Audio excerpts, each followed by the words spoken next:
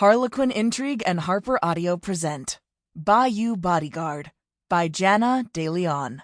Performed by Abby Rose Morris. Chapter 1.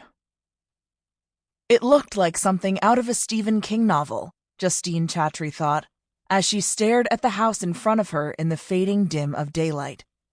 Of course, mansion was a better word for the 10,000 square foot, 3-story monstrosity that rose up out of the bayou. Its dark windows peeking out from moss-covered stone and seeming to stare back at her. It was at least 80 degrees in Cypriere, Louisiana, but Justine felt a chill come over her, and she crossed her arms in front of her chest, trying to cast off the feeling of foreboding. La Malédiction, the locals called it, meaning the curse. Both beautiful and horrifying, seductive and sinister, it seemed to call to her, and that gave her the creeps. She chided herself for being fanciful and reached back into her car to grab her small suitcase.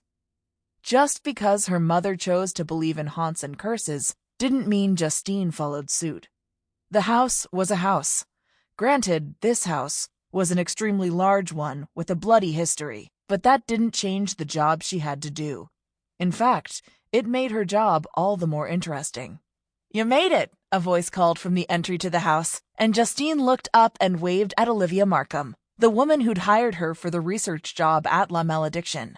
Olivia smiled and crossed the courtyard to Justine's car. "I'm glad to see you," Olivia said. "I was starting to worry you wouldn't make it here by dark. We've made some strides clearing the road to the house, but it's still not the best place to be at night if you don't know where you're going." Justine smiled, thinking road was a bit of a stretch to call the dirt path almost hidden by the swamp.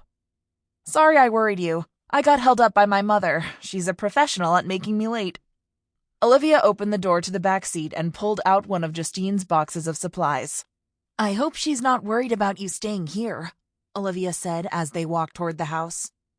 Justine frowned. "She's not thrilled, but my mother is not your average person." Olivia balanced the box on her hip and opened the front door to the house so Justine could walk inside. "What do you mean?" Olivia asked. "Is there such a thing as an average mother?" "Probably not, but mine is worse than most. She was raised deep in the bayou and still believes in the old ways." Olivia closed the door and stared at her. "Voodoo." "Yeah," Justine said, and stared beyond Olivia at the wall behind her. Her mother's insistence on using spells and potions to manage every aspect of her life and health, along with her attempts to direct Justine the same way, had resulted in years of constant friction between them. "Wow," Olivia said and started down a hallway. "You never told me that when we talked before."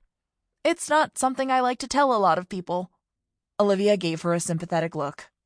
"I understand, but given the situation here, your secondhand knowledge of voodoo may help you with your research." Justine stared at Olivia. "You don't believe in that stuff, do you?" "I believe there are more things unexplained than explained here at La Malédiction, and I believe the former residents believed in it. Understanding those beliefs may help you find the missing emeralds." "And fulfill a voodoo prophecy, right?" Olivia shrugged.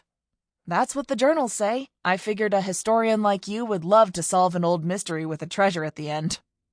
"Yes," Justine agreed, although her reasons for taking the job involved so much more than locating the allegedly cursed emeralds that Olivia referred to. So much more that Justine hadn't told Olivia or anyone else, and didn't intend to. If Olivia knew the real reason Justine had jumped at the chance to access the old journals and photo albums at La Malédiction, she may have thought twice about hiring her.